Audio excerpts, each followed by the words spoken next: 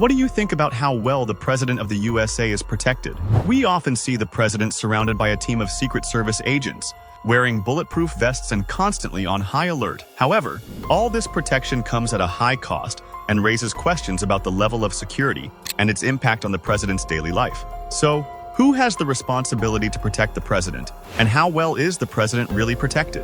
In this video, we will discuss the various measures taken to protect the President of the USA and see how effective they truly are. Now, before we dive in, let's first see when and why presidential protection became necessary. History shows that most early presidents did not have much protection.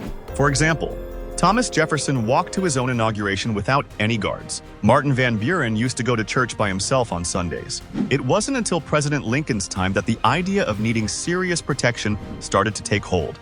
Before Lincoln, Andrew Jackson faced a real threat when someone tried to shoot him, but the shots missed. Even after that, presidents still only received occasional protection. On the night President Lincoln was killed, a patrolman was supposed to guard him, but he left his post to watch the play better, showing how lax security could be at that time. Then came a big change just 4 months after President Lincoln was killed. The Secret Service was created, but not to protect the president. Yes, that's right. Instead, they were focused on protecting the economy because a lot of money was fake back then, more than 1/3 of it. They worked hard to fight against people making counterfeit bills. Even though this new group was busy with money issues, it took 2 more presidents being killed for people to realize the president needed more protection. President Garfield was shot at a train station in Washington in 1881, and President McKinley was shot at an expo in Buffalo in 1901.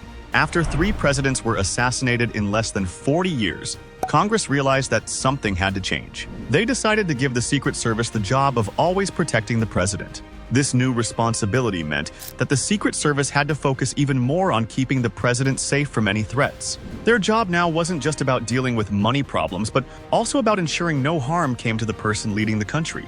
This change helped make the president's protection a top priority and showed the importance of keeping the nation's leader safe. Today, the Secret Service works as a federal law enforcement agency with its main office in Washington, D.C. It has more than 150 offices across the United States and in other countries. This large and diverse group comprises over 7,000 people, including special agents, officers from the Uniform Division, technical law enforcement officers, and many other professionals who handle different tasks. These dedicated individuals work together to keep the president safe and ensure their security. Besides protecting the president, the Secret Service also looks after the vice president and their families.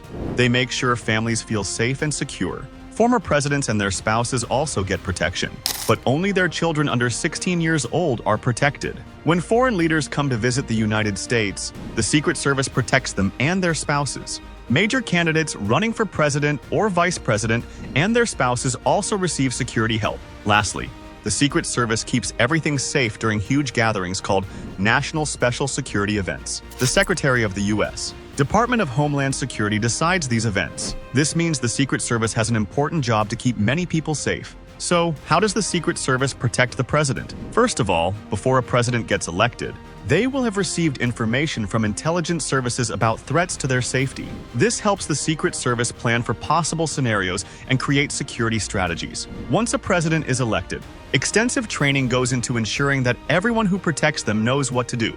There are several ways the Secret Service uses technology to protect the president. One important tool is their unique communication system.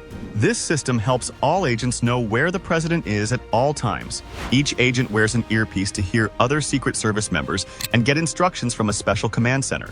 This setup is similar to how an air traffic controller helps pilots land planes. The agents at the command center share important updates and alerts with the agents in the field. A small microphone is attached to their earpiece, which is hidden in their sleeve. Agents speak into the microphone close to their wrist and can talk to each other quickly and easily. This helps make sure the president stays safe. Then, there's a strong focus on keeping everyone at the White House safe by checking for weapons.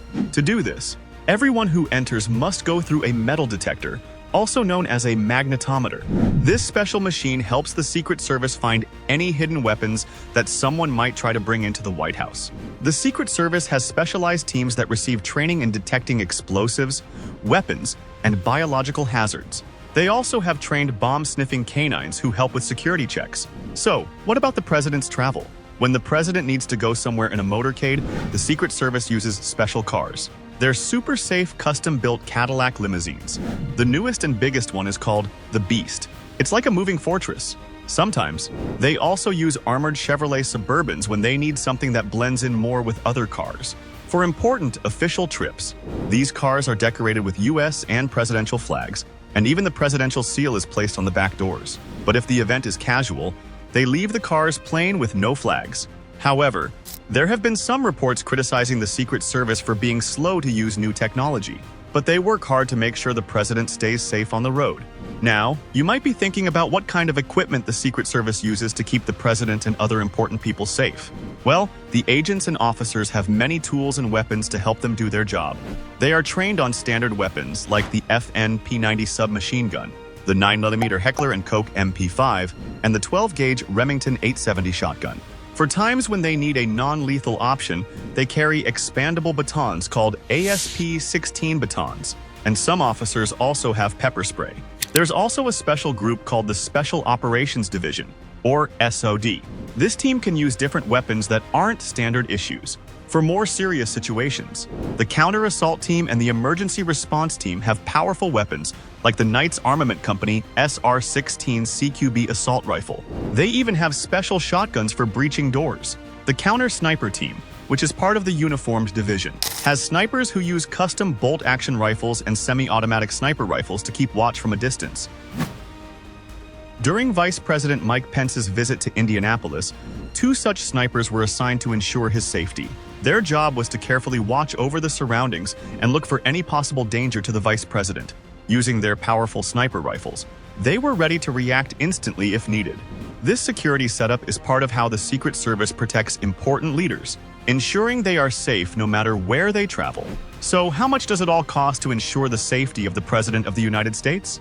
Well, the 2025 annual budget for the Secret Service is $3.2 billion US.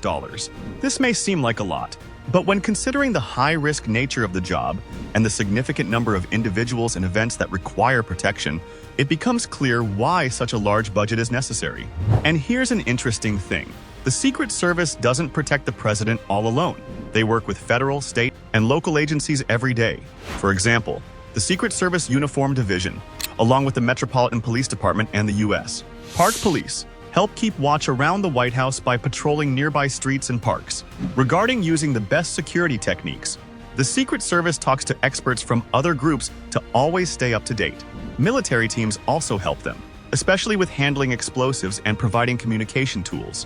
Whenever the president travels, Secret Service agents go ahead to the city and work closely with local police and safety officials to make sure all the right security steps are in place. So, this is how the President of the United States is protected. The protection is really important because the President is a symbol of the country and has many important responsibilities. Yes, a president enjoys a lot of privileges, but this also includes a lot of responsibilities and risk. Let us know in the comments what you think the life of the President is like. If you enjoyed the video, then please give it a big thumbs up to show us some support.